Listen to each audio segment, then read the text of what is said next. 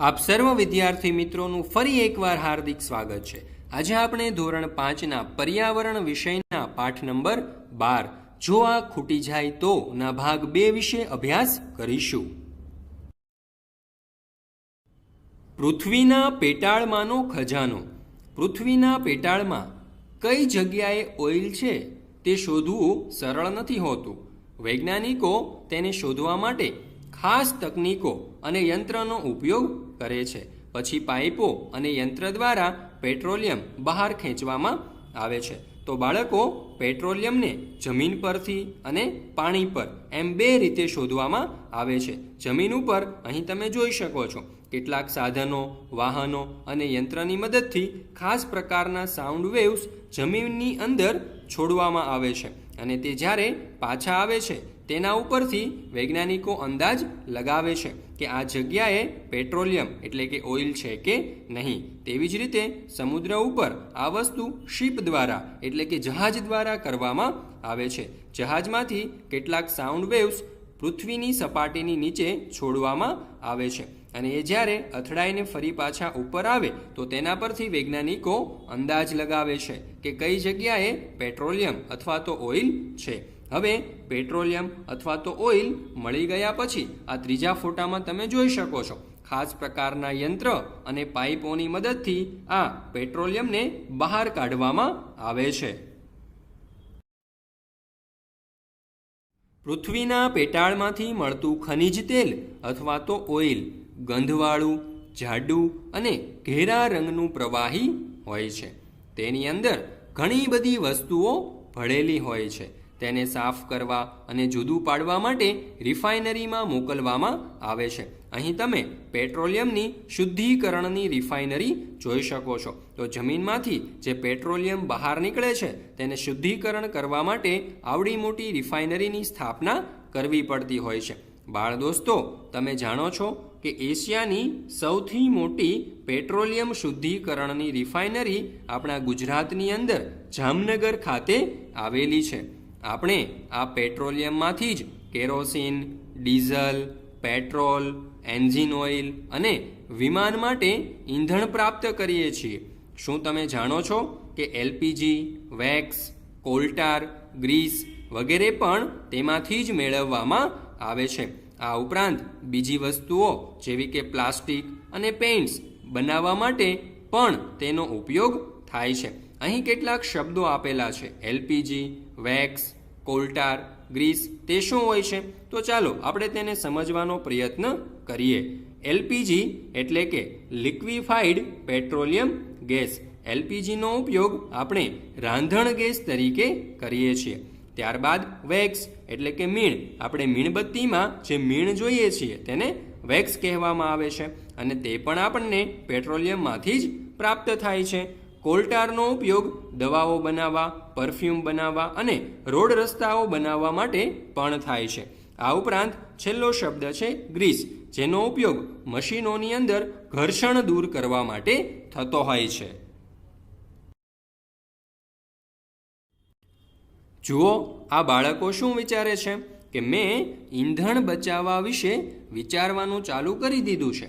મને યાદ છે કે ક્યારેક પિતાજી જ્યારે બીજું કંઈક કામ કરતા હોય ત્યારે ટ્રેક્ટરનું એન્જિન ચાલુ રાખે છે। તે સમયે ખેતરમાં પંપ પણ ચાલુ રહે છે।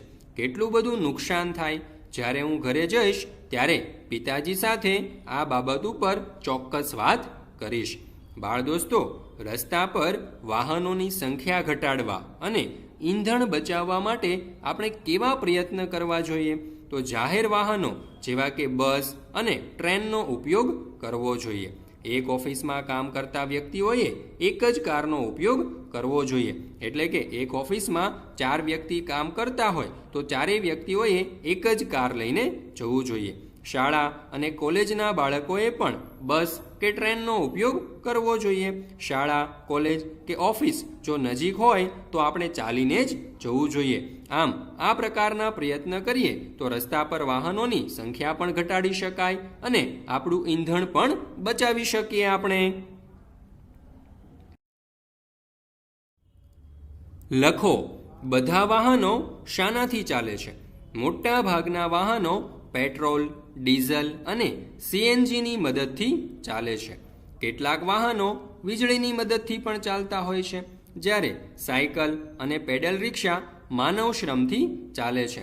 એટલે કે સાયકલ અને પેડલ રિક્ષા ચલાવવા માટે કોઈ પણ પ્રકારના ઈંધણનો ઉપયોગ થતો નથી, એટલે પ્રદૂષણ પણ થતું નથી. જો વાહનોની સંખ્યા વધતી જશે તો કેવા પ્રકારની મુશ્કેલીઓનો સામનો કરવો પડશે? ઉદાહરણ તરીકે, રસ્તા ઉપર ટ્રાફિક વધવી. તમારા વડીલો સાથે વાત કરો અને તે વિશે લખો. બાળકો, જો વાહનોની સંખ્યા વધતી જાય તો અવાજ અને હવાનું પ્રદૂષણ પણ વધે, ટ્રાફિકની સમસ્યા પણ ઊભી થાય. પ્રદૂષણ થતાં લોકોનું સ્વાસ્થ્ય પણ બગડે અને પાર્કિંગ માટે પણ જગ્યાની તંગી સર્જાય. અકસ્માતની સંખ્યામાં વધારો થાય. આ ઉપરાંત પેટ્રોલ અને ડીઝલની માંગ વધતા તેના ભાવમાં પણ વધારો થાય. તો આ પ્રકારની મુશ્કેલીઓનો સામનો આપણે કરવો પડશે. મંજુએ કહ્યું, દરેક જણ શા માટે બસ વાપરતા નથી? તમે શું વિચારો છો કે લોકો મુસાફરી માટે બસનો ઉપયોગ કેમ નહીં કરતા હોય? જવાબ: બસની મુસાફરી દ્વારા આપણે સમયસર ન પહોંચી શકીએ એવું પણ બને. ઘણીવાર બસની રાહ જોવામાં ઘણો સમય પસાર થઈ જાય અને આપણે જે સમયે પહોંચવાનું હોય તે સમયે ન પહોંચી શકીએ. બસમાં ખૂબ ભીડ હોય છે, તો ઘણી વખત ઊભા પણ મુસાફરી કરવી પડે છે. ઘણીવાર આપણે જ્યાં જવું હોય ત્યાં બસ જતી જ ન હોય તો પણ આપણે બસનો ઉપયોગ ન કરીએ અને બસમાં પૈસા અને માલ સામાનની સલામતીના પ્રશ્નો પણ ઉદ્ભવે છે. એટલા માટે લોકો બસનો ઉપયોગ નહીં કરતા હોય. વાહનોની સંખ્યા વધવાથી પડતી મુશ્કેલીઓના નિકાલ માટેના ઉપાય સૂચવો. શક્ય હોય તો આપણે ચાલીને જવું જોઈએ અથવા તો સાયકલનો ઉપયોગ કરવો. એક જ ઓફિસમાં કે નજીકના સ્થળોએ નોકરી કરતા વ્યક્તિઓએ એક જ વાહનમાં જવાનો આગ્રહ રાખવો જોઈએ.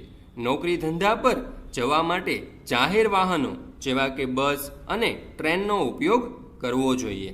ત્યાર પછીનો સવાલ: જો આપણે ટ્રાફિક સિગ્નલની લાલ લાઇટ ઉપર ઊભા રહેતા વાહનનું એન્જિન બંધ કરીએ તો તેનાથી આપણને કયા કયા ફાયદા થઈ શકે? જો આપણે ટ્રાફિક સિગ્નલની લાલ લાઇટ ઉપર ઊભા હોઈએ ત્યારે વાહનનું એન્જિન બંધ કરી દઈએ તો પેટ્રોલ અને ડીઝલની બચત થાય છે. આ ઉપરાંત હવા અને અવાજનું પ્રદૂષણ પણ આપણે ઘટાડી શકીએ છીએ. શોધો અને લખો. બાળમિત્રો, અહીં આપણને એક કોષ્ટક આપવામાં આવેલું છે. આ કોષ્ટકમાં સ્કૂટર, કાર અને ટ્રેક્ટરમાં કેટલું પેટ્રોલ અથવા તો ડીઝલ એક સમયે આપણે ભરી શકીએ તે અહીં આપણને લખવાનું કહ્યું છે. તો ચાલો સર્વપ્રથમ આપણે સ્કૂટરની વાત કરીએ. તો સ્કૂટરની ટાંકી નાની હોય છે, એટલા માટે સ્કૂટરમાં એક સમયે 5 લીટરથી 10 લીટર સુધીનું પેટ્રોલ સમાઈ શકે છે. ત્યારબાદ આપણે કારની વાત કરીએ તો કારમાં એક જ સમયે 35થી 40 લીટર પેટ્રોલ અથવા તો ડીઝલ સમાઈ શકે છે. ત્યારબાદ ટ્રેક્ટર. તો ટ્રેક્ટરમાં ટાંકી ખૂબ જ મોટી હોય છે, એટલે તેમાં 40થી 50 લીટર જેટલું ડીઝલ એક સમયે સામી શકે. ત્યાર પછી શું કહ્યું છે કે 1 લીટર પેટ્રોલ અથવા તો ડીઝલમાં તે કેટલે દૂર સુધી જઈ શકે છે. એટલે કે સર્વપ્રથમ આપણે સ્કૂટરની વાત કરીએ તો સ્કૂટર 1 લીટર પેટ્રોલમાં 50 કિલોમીટર જેટલું અંતર કાપી શકે, જેને આપણે એવરેજ કહીએ છીએ. એટલે કે સ્કૂટર 1 લીટર પેટ્રોલમાં 50 કિલોમીટરની એવરેજ આપે છે. ત્યારબાદ આપણે કારની વાત કરીએ તો કાર 1 લીટર પેટ્રોલ કે ડીઝલની મદદથી 10થી 15 કિલોમીટરનું અંતર કાપી શકે છે. હવે આપણે જોઈએ ટ્રેક્ટર.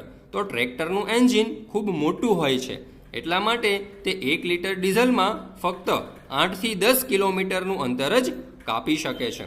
બાળકો, તમે જાણો છો કે પેટ્રોલનો ભાવ દરેક શહેરમાં જુદો જુદો હોય છે. એટલે કે હું જે શહેરમાં રહું છું ત્યાં પણ પેટ્રોલનો ભાવ અલગ હોય અને તમારા શહેરમાં પણ પેટ્રોલનો ભાવ અલગ હોય છે. દિલ્હીનો પેટ્રોલ અને ડીઝલનો ભાવ અહીં આપણને એક કોષ્ટકમાં આપવામાં આવેલો છે. તો ચાલો આપણે તેનું અધ્યયન કરીએ તો અહીં તમે જોઈ શકો છો પેટ્રોલ તો જૂન 2019માં પેટ્રોલનો ભાવ હતો 40 રૂપિયા અને 62 પૈસા, જે 1 લીટરનો ભાવ છે. ત્યારબાદ જૂન 2014માં 72 રૂપિયા અને 26 રૂપિયા થઈ ગયો અને તે જ ભાવ જૂન 2019માં 67 રૂપિયા અને 47 પૈસા થઈ ગયો હતો. ત્યારબાદ આપણે ડીઝલની વાત કરીએ તો ડીઝલનો ભાવ જૂન 2019માં 30 રૂપિયા અને 86 પૈસા હતો, જે જૂન 2014માં 50 રૂપિયા અને 28 પૈસા થઈ ગયો હતો અને જૂન 2019માં 67 રૂપિયા 72 પૈસા થઈ ગયો હતો. પરંતુ બાળમિત્રો, આજે પેટ્રોલ અને ડીઝલનો ભાવ શું છે તે તમને ખ્યાલ છે? ચાલો હું તમને જણાવું. આજે પેટ્રોલનો ભાવ છે 78.57 રૂપિયા અને ડીઝલનો ભાવ છે 65.19 રૂપિયા. બાળમિત્રો, આ કોષ્ટક પરથી આપણને કેટલાક પ્રશ્નો પણ અહીં આપવામાં આવ્યા છે. તો ચાલો આપણે આ પ્રશ્નોના ઉત્તર મેળવવાનો પણ પ્રયત્ન કરીએ. વર્ષ 2019માં 2014ની સરખામણીમાં પેટ્રોલનો ભાવ ખાલી જગ્યા રૂપિયા ઘટ્યો. તો અહીં તમે 2014માં જોઈ શકો છો પેટ્રોલનો ભાવ 72.26 રૂપિયા છે અને અહીં 2019માં તમે જોઈ શકો છો 67.47 રૂપિયા છે. તો 72.26માંથી 67.47 આપણે બાદ કરીએ તો આપણને ખ્યાલ આવશે કે 4 રૂપિયા અને 79 પૈસાનો ઘટાડો થયો હતો. તે જ પ્રમાણે આપણે ડીઝલની વાત કરીએ તો ડીઝલમાં તમે 2019નો ભાવ જોઈ શકો છો 67.72 રૂપિયા છે અને 2014નો ભાવ 50.28 રૂપિયા છે. તો 67.72માંથી 50.28 આપણે બાદ કરીએ તો આપણને ખ્યાલ આવશે કે 17.44 રૂપિયાનો વધારો થયો હતો. ત્યારબાદ અહીં આપણને એક બીજો સવાલ પૂછેલો છે કે 2009થી 2014 અને 2014થી 2019 સુધીમાં પેટ્રોલ અને ડીઝલના ભાવમાં શું તફાવત હતો? તો 2009થી 2014માં પેટ્રોલમાં 61.64 રૂપિયાનો વધારો અને ડીઝલમાં 19.42 રૂપિયાનો વધારો થયો હતો. તેવી જ રીતે 2014થી 2019માં પેટ્રોલમાં 4.79 રૂપિયાનો ઘટાડો અને ડીઝલમાં 17.44 રૂપિયાનો વધારો થયો હતો. પેટ્રોલ અને ડીઝલના ભાવમાં શા માટે વધઘટ થતી રહેતી હોય છે એવો પ્રશ્ન તમને મનમાં થતો હશે, બરાબર ને? તેના બે કારણો છે. તો ચાલો આપણે જોઈએ. પેટ્રોલ અને ડીઝલના ઉત્પાદન કરતાં જ્યારે તેમનો વપરાશ વધી જતો હોય ત્યારે મોટા ભાગે તેમનો ભાવ વધતો હોય છે. બીજું પણ એક કારણ છે, આપણે મોટા ભાગનું પેટ્રોલિયમ બીજા દેશ પાસેથી મેળવીએ છીએ, એટલે કે વિદેશમાંથી ઇમ્પોર્ટ કરીએ છીએ. એટલા માટે પણ તેના ભાવમાં વધઘટ થતી રહે છે. અહીં તમને બીજો પણ એક પ્રશ્ન થશે કે દરેક શહેરમાં પેટ્રોલનો ભાવ કેમ જુદો જુદો હોય છે? તો તેનો જવાબ એ છે કે ભારતના દરેક રાજ્યમાં પેટ્રોલ પરનો ટેક્સ જુદો જુદો હોય છે. એટલા માટે ભારતના દરેક રાજ્યના શહેરોમાં પણ પેટ્રોલનો ભાવ જુદો જુદો જોવા મળે છે. શોધી કાઢો તમારા વિસ્તારમાં પેટ્રોલ અને ડીઝલનો ભાવ શું છે? અમારા વિસ્તારમાં પેટ્રોલનો ભાવ 78.57 રૂપિયા અને ડીઝલનો ભાવ 65.19 રૂપિયા છે. બીજો સવાલ, પેટ્રોલ અને ડીઝલનો ભાવ કેમ વધે છે? જવાબ, પેટ્રોલ અને ડીઝલનું જેટલું ઉત્પાદન થાય છે તેના કરતાં તેનો વપરાશ વધી જાય છે. એટલા માટે પેટ્રોલ અને ડીઝલના ભાવમાં વધારો થાય છે. ત્યાર પછીનો સવાલ, તમારા ઘરમાં એક મહિનામાં કેટલું પેટ્રોલ અને ડીઝલ વપરાય છે? તે શા માટે વપરાય છે? જવાબ, મારા ઘરમાં 30 લીટર પેટ્રોલ અને 50 લીટર ડીઝલ વપરાય છે. પેટ્રોલનો ઉપયોગ ભાઈ ઓફિસ પર જવા માટે બાઇકમાં કરે છે અને ડીઝલનો ઉપયોગ પપ્પા ફેક્ટરી પર જવા માટે કારમાં કરે છે. આપણને એક પોસ્ટર આપવામાં આવેલું છે. આ પોસ્ટરમાં આપણે ઈંધણનો ઉપયોગ વાહનો સિવાય બીજે કઈ કઈ જગ્યાએ કરી શકીએ તેના વિવિધ આપણને ફોટોગ્રાફ્સ આપેલા છે. આપણે જોઈ શકીએ છીએ કે ડ્રાય ક્લિનિંગ માટે, પ્રકાશ મેળવવા માટે, યંત્ર ચલાવવા માટે, પ્લાસ્ટિક અને રંગો બનાવવા માટે વિવિધ જગ્યાએ આપણે ઈંધણ વાપરી શકીએ છીએ. અને અહીં એક સ્લોગન પણ લખ્યું છે, ઈંધણ બચાવો અને તેને આદત બનાવો. તો બાળકો, આ પોસ્ટર પરથી આપણને કેટલાક પ્રશ્ન પણ પૂછવામાં આવ્યા છે. તો ચાલો આપણે તે પ્રશ્નોના ઉત્તર મેળવવાનો પ્રયત્ન કરીએ. પહેલો સવાલ, ઈંધણ ક્યાં ઉપયોગી છે? તો આ ફોટા પરથી આપણે કહી શકીએ કે ઈંધણ ડ્રાય ક્લિનિંગ માટે, પ્રકાશ મેળવવા માટે, કાર, ટ્રેક્ટર કે વિમાનના ઈંધણ તરીકે, પ્લાસ્ટિક અને રંગો બનાવવા માટે, યંત્રો ચલાવવા, રસોઈ બનાવવા માટે વગેરે જગ્યાએ ઈંધણ ઉપયોગી છે. ત્યાર પછી બીજો સવાલ, ડીઝલ ક્યાં વપરાય છે? શોધી કાઢો. તો ડીઝલ મોટાભાગે જે ખૂબ હેવી વાહનો હોય છે, જેવા કે ટ્રક, બસ, ટ્રેક્ટર કે જેમાં વધારે તાકાતની જરૂર પડે છે, તેવા મોટા અને ભારે વાહનોમાં તેમજ જનરેટર ચલાવવા માટે ડીઝલનો ઉપયોગ થતો હોય છે. હવે આપણે કેટલાક ઈંધણનો ઉપયોગ કઈ જગ્યાએ થાય છે તેના વિશે માહિતી મેળવીએ. પેટ્રોલ, ડીઝલ અને સીએનજી જેવા ઈંધણનો ઉપયોગ વિવિધ વાહનોમાં થાય છે.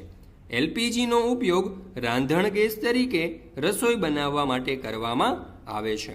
કોલસાનો ઉપયોગ કારખાના કે ફેક્ટરીમાં અથવા તો રેલવેમાં વિશેષ પ્રમાણમાં કરવામાં આવતો હોય છે. સૌર ઉર્જાનો ઉપયોગ સૂર્ય કુકર, સોલર વોટર હીટર અને સોલર પેનલ જેવા ઉપકરણોમાં કરવામાં આવે છે. પવન ઉર્જાનો ઉપયોગ પવન ચક્કી દ્વારા વીજળી ઉત્પન્ન કરવા માટે કરવામાં આવે છે, જ્યારે વહેતા પાણીમાં ટર્બાઇન દ્વારા વીજળી ઉત્પન્ન કરવામાં આવે છે. આ ફોટાની અંદર તમે ટર્બાઇન જોઈ શકો છો. આ ટર્બાઇન ગોળ ફરે છે અને તેમાંથી વીજળી ઉત્પન્ન કરવામાં આવતી હોય છે.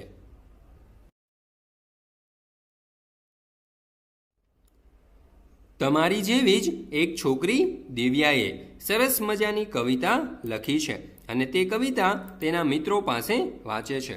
બાળકો, આ કવિતામાં દિવ્યાએ જણાવ્યું છે કે જો આપણે ઈંધણનો ઉપયોગ કરકસરપૂર્વક નહીં કરીએ તો તે નજીકના ભવિષ્યમાં ખૂટી જશે અને ભવિષ્યમાં બે દેશો વચ્ચે કદાચ ઈંધણના કારણે પણ યુદ્ધ થઈ શકે. આ ઉપરાંત ઈંધણ આપણને કઈ કઈ જગ્યાએ ઉપયોગી છે તેના વિશેની પણ સરસ માહિતી આપણને આ કાવ્યમાં આપવામાં આવેલી છે. તો તમે આ કાવ્યો ધ્યાનપૂર્વક વાંચજો. વિચારો અને ચર્ચા કરો. જો તમારા ગામ અથવા નગરમાં એક અઠવાડિયા સુધી પેટ્રોલ કે ડીઝલ ન મળે તો શું થાય? તો ઘણા બધા પ્રશ્નો ઉદ્ભવે, જેમ કે સ્કૂટર, મોટરસાયકલ, કાર, ટ્રેક્ટર વગેરે જેવા વાહનો ઊભા રહી જાય. લોકોને એક જગ્યાએથી બીજી જગ્યાએ ચાલીને અથવા તો સાયકલ લઈને જવું પડે. મિલ, ફેક્ટરી અને કારખાનાઓ બંધ થઈ જાય અને લોકોને ખૂબ જ આર્થિક નુકસાન થઈ શકે છે. ત્યાર પછી બીજો સવાલ, ઈંધણ બચાવવાના થોડા ઉપાય સૂચવો. જો આપણે ઈંધણ બચાવવું હોય તો આપણે ખાનગી વાહનોનો ઉપયોગ ઘટાડવો જોઈએ. રેલવે ફાટક અને ચાર રસ્તા પર જ્યાં પણ આપણને લાલ લાઇટ અથવા તો લાલ સિગ્નલ દેખાય ત્યારે આપણે વાહનને બંધ રાખવું જોઈએ. સૂર્ય ઉર્જા અને પવન ઉર્જાથી ચાલતા સાધનોનો ઉપયોગ આપણે વધારવો જોઈએ. આ પ્રકારના ઉપાયો કરવાથી આપણે ઈંધણ બચાવી શકીએ છીએ. પહેલાંની વાત, ચૂલા માટે લાકડા. પહેલાંના સમયમાં જ્યારે વીજળી અને એલપીજી જેવા બળતણ ઉપલબ્ધ ન હતા ત્યારે મોટા ભાગના લોકો ચૂલા માટે લાકડાનો ઉપયોગ કરતા હતા અને વર્તમાન સમયમાં પણ હજુ કેટલાક એવા પરિવારો છે કે જે લાકડાનો ઉપયોગ કરે છે. ચાલો આપણને અહીં એવી જ એક કહાની આપવામાં આવેલી છે. દુર્ગા હરિયાણાના એક ગામમાં રહેતી હતી. દરરોજ તે ઘણા કલાકો ચૂલા માટે લાકડા વીણવામાં વિતાવતી હતી. તેની એક દીકરી હતી, તે પણ તેને ચૂલાના લાકડા વીણવામાં મદદ કરતી હતી. છેલ્લા 3 મહિનાથી તેને ખાંસી થઈ ગઈ હતી. બાળકો, અહીં તમે જોઈ શકો છો કે ચૂલામાં જ્યારે લાકડા અથવા તો છાણા નાખીને સળગાવવામાં આવે છે ત્યારે તેમાંથી ખૂબ જ ધુમાડો નીકળતો હોય છે, અને આ ધુમાડો આપણા શ્વાસ દ્વારા ફેફસા સુધી પહોંચે છે, જેના કારણે આપણને શ્વસન સંબંધી અથવા તો ફેફસાને લગતા ઘણા બધા રોગો થતા હોય છે. હવે બાળકો, દુર્ગા પાસે આના સિવાય બીજો કોઈ વિકલ્પ ન હતો, કારણ કે જ્યાં ખોરાક ખરીદવા માટેના પણ પૂરતા પૈસા ન હોય ત્યાં લાકડું ખરીદવાના પૈસા તે ક્યાંથી લાવે? ચર્ચા કરો. તમે ક્યારેય સૂકા લાકડા વીણ્યા છે કે ગાયના છાણના છાણા બનાવ્યા છે? તે કેવી રીતે બનાવવામાં આવે છે તેના વિશે જાણો છો તમે? જવાબ: ઘણા બાળકોએ શિયાળામાં તાપણું કરવા માટે લાકડા તો વીણ્યા જ હશે, બરાબર ને? ગાયના છાણના છાણા તમારામાંથી મોટા ભાગના વિદ્યાર્થીઓએ નહીં બનાવ્યા હોય, પરંતુ જોયા જરૂર હશે. ગાયના છાણમાં ભૂસું ઉમેરીને તેને ગોળ આકાર આપી અને દિવાલ પર અથવા તો જમીન પર થોડા દિવસ સુધી સૂકવવામાં આવે છે, અને સુકાઈ ગયા બાદ ચૂલા ઉપર રસોઈ બનાવવા માટે તેનો ઉપયોગ કરવામાં આવતો હોય છે. બીજો સવાલ: તમે કોઈને જાણો છો જે સૂકા લાકડા અથવા સૂકા પાંદડા સળગાવવા વીણતા હોય? જવાબ: હા, અમારા વિસ્તારમાં એક મોટું પોપડું છે, એટલે કે એક વિશાળ જગ્યા પડી છે. તેમાં કેટલાક મજૂરો ઝૂંપડા બાંધીને રહે છે, અને તેઓ રસોઈ બનાવવા માટે સૂકા પાંદડા અને લાકડીઓ વીણતા હોય છે. તમારા ઘરમાં રસોઈ કેવી રીતે બને છે? તમારા વિસ્તારમાં બીજા કુટુંબોમાં રસોઈ કેવી રીતે બને છે? બાળકો, મારા ઘરમાં તો રસોઈ બનાવવા માટે LPG ગેસનો ઉપયોગ થાય છે, અને અમારા વિસ્તારમાં મોટા ભાગના ઘરના લોકોમાં રસોઈ બનાવવા માટે LPG ગેસનો જ ઉપયોગ કરવામાં આવે છે. જો તેઓ રસોઈ બનાવવા લાકડા અથવા તો છાણાનો ઉપયોગ કરે છે તો ધુમાડાના કારણે તેમને કેવી મુશ્કેલીઓ પડતી હોઈ શકે? લાકડા અથવા તો છાણાનો ઉપયોગ કરવાથી ખૂબ જ ધુમાડો થાય છે, અને આ ધુમાડો શ્વાસમાં જવાથી ફેફસાના અને આંખના વિવિધ રોગો આપણને થતા હોય છે. શું દુર્ગા લાકડા સિવાય બીજું કંઈ વાપરી શકે? અને ન વાપરી શકે તો કેમ ન વાપરી શકે? જવાબ: દુર્ગા ખૂબ જ ગરીબ પરિવારની છોકરી છે. કેરોસીન કે LPG ખરીદવા માટે તેની પાસે પૂરતા પૈસા નથી, એટલા માટે દુર્ગા લાકડા સિવાય બીજું કંઈ વાપરી શકશે નહીં. પહેલા આપણા દેશમાં આશરે 2/3 જેટલા લોકો છાણા, લાકડા અને સૂકા ડાળકા વગેરેનો બળતણ તરીકે ઉપયોગ કરતા હતા. આ ફોટામાં તમે છાણા જોઈ શકો છો કે જેનો ઉપયોગ બળતણ તરીકે થતો હતો રસોઈ બનાવવા માટે. આ બધું ફક્ત રસોઈ બનાવવા માટે જ નહીં, પરંતુ ગરમી મેળવવા માટે, પાણી ગરમ કરવા અને પ્રકાશ મેળવવા માટે પણ વપરાતું હતું. અહીં તમે જોઈ શકો છો, આ જે ફાનસ છે તેનો ઉપયોગ પ્રકાશ મેળવવા માટે થઈ રહ્યો છે. ઘરના બીજા કામો માટે અન્ય વસ્તુઓ જેવી કે કેરોસીન, LPG, કોલસો, વીજળી વગેરે જેવા બળતણનો ઉપયોગ પણ કરવામાં આવતો હતો. મૈત્રીએ પુસ્તકમાં સ્તંભ આલેખ બતાવ્યો છે. ચાર્ટમાં 100 ઘરોમાં એક પ્રકારનું બળતણ દર્શાવતી માહિતી આપેલી છે. હવે છેલ્લા 20 વર્ષમાં કયા બળતણનો વપરાશ વધ્યો છે અને કયા બળતણનો વપરાશ ઓછો થયો છે તે પણ અહીં બતાવવામાં આવેલું છે. તો ચાલો સર્વપ્રથમ આ ચાર્ટને આપણે સમજી લઈએ. અહીં તમે જોઈ શકો છો 100માંથી ઉપયોગમાં લેતા ઘર. અહીં વર્ષ 1976 અને અહીં વર્ષ 1996ના આંકડાઓ દર્શાવવામાં આવેલા છે. 1976માં તમે જોઈ શકો છો કે સાણા અને લાકડાના ઉપયોગ કરતા 84 ઘર હતા, જ્યારે વર્ષ 1996માં છાણા અને લાકડાના ઉપયોગ કરતા 75 ઘર હતા. તેવી જ રીતે 1976માં એલપીજી અને કેરોસીન વાપરતા 10 ઘર હતા, જે 1996માં 18 થઈ ગયા. 1976માં કોલસો વાપરતા 5 ઘર હતા, જે 1996માં 2 થઈ ગયા. અને 1976માં વિદ્યુત વાપરતું 1 ઘર હતું, જે 1996માં 5 થઈ ગયું. તો ચાલો આના ઉપરથી કેટલાક પ્રશ્નોના ઉત્તર મેળવવાનો પણ પ્રયાસ આપણે કરીએ.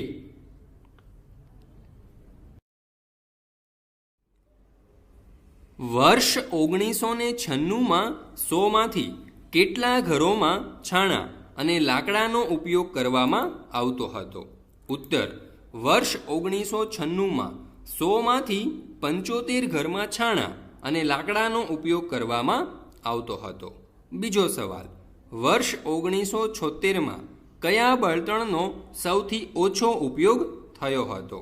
ઉત્તર: વર્ષ 1976માં વિદ્યુત સ્વરૂપે બળતણનો સૌથી ઓછો ઉપયોગ થયો હતો. ત્યાર પછીનો સવાલ: વર્ષ 1976માં એલપીજી અને કેરોસીન 10 ઘરોમાં ઉપયોગમાં લેવાયા હતા અને વર્ષ 1996માં તે વધીને 18 થયા હતા. એટલે કે 10થી વધી 18 ઘરોમાં ઉપયોગ થવા લાગ્યો હતો. તેનો મતલબ કે 20 વર્ષમાં તેનો ઉપયોગ ખાલી જગ્યા ટકા વધ્યો હતો. એટલે કે 10થી વધી અને 18 થયો. તેનો મતલબ એવો થાય કે 80% વધારો થયો હતો. બાળકો, ટકાનો ઉપયોગ તમે ઘરમાં બીજા ઘણા એવા પ્રસંગો હોય છે કે જ્યારે કરતા હશો. જેમ કે જ્યારે તમારું રિઝલ્ટ આવે ત્યારે પણ વડીલો તમને પૂછતા હોય છે કે બાળકો, કેટલા ટકા આવ્યા તમારે? આ ઉપરાંત બીજી ઘણી એવી બાબતો હોય છે જેમાં પણ તમે ટકાનો ઉપયોગ કરતા હો છો. તો તમારા મમ્મી પપ્પા અથવા તો વડીલોને જરૂર પૂછજો કે તમે ટકાનો ઉપયોગ બીજે ક્યાં કરો છો. વર્ષ 1976માં 100માંથી કેટલા ઘરોમાં વિદ્યુતનો ઉપયોગ થયો હતો? વર્ષ 1976માં 100માંથી 5 ઘરોમાં વિદ્યુતનો ઉપયોગ થયો હતો. વર્ષ 1996માં કયું બળતણ ઓછું વપરાયું હતું? વર્ષ 1996માં તે કેટલા ટકા ઘરોમાં ઉપયોગમાં લેવાયું હતું? ઉત્તર: વર્ષ 1976માં કોલસાનું બળતણ સૌથી ઓછું વપરાયું હતું. તે 2% જેટલા ઘરોમાં ઉપયોગમાં લેવામાં આવ્યું હતું. હવે કેટલીક જાણકારી તમારા વડીલો પાસેથી પણ મેળવો. જેમ કે અહીં આપણને પૂછ્યું છે, જ્યારે તેઓ નાના હતા તે સમયે રસોઈ બનાવવા ઘરમાં શું ઉપયોગમાં લેવાતું હતું? તો ઉત્તર: જ્યારે મારા ઘરના વડીલો નાના હતા ત્યારે રસોઈ બનાવવા લાકડા, છાણા અને કેરોસીનનો ઉપયોગ થતો હતો. તમે પણ તમારા વડીલોને પૂછી શકો છો. તમારા વિસ્તારમાં છેલ્લા 10 વર્ષમાં રસોઈ માટે કયા કયા બળતણનો ઉપયોગ વધ્યો છે અને કયા કયા બળતણનો ઉપયોગ ઘટ્યો છે? ઉત્તર: અમારા વિસ્તારમાં એલપીજીનો ઉપયોગ વધ્યો છે, જ્યારે લાકડા, છાણા અને કેરોસીન જેવા બળતણનો ઉપયોગ ઘટ્યો છે. ત્યાર પછીનો સવાલ: હવે પછીના 10 વર્ષમાં કયા બળતણનો ઉપયોગ વધશે અને કયા બળતણનો ઉપયોગ ઘટશે તેની ચર્ચા કરો. તો હવે પછીના 10 વર્ષોમાં સૌર ઉર્જા, વીજળી અને એલપીજી જેવા બળતણોનો ઉપયોગ વધશે, જ્યારે છાણા, લાકડા અને કેરોસીન જેવા બળતણનો ઉપયોગ ઘટશે. આપણે શું શીખ્યા? કલ્પના કરો કે કોઈ કંપનીએ તમને એક નવું વાહન, જેમ કે એક નાની બસ બનાવવાની તક આપી, તો તમે કેવા પ્રકારનું વાહન બનાવશો? તેના વિશે લખો, તેનું ચિત્ર દોરો અને રંગ પૂરો. જો મને એક નવા પ્રકારનું વાહન બનાવવાની તક મળે તો હું પાણીથી ચાલતી કાર અથવા તો પાણીથી ચાલતી બસ બનાવીશ. અને તેની રચના કરતી વખતે હું ઘરડા લોકો, બાળકો, જે જોઈ શકતા ન હોય તેવા લોકોની વિશેષ પ્રમાણમાં કાળજી પણ રાખીશ. બાળકો, પાણીથી ચાલતી કારનો એક ફોટો અથવા તો એક ચિત્ર તમને અહીં આપવામાં આવેલું છે, જે તમે જોઈ શકો છો.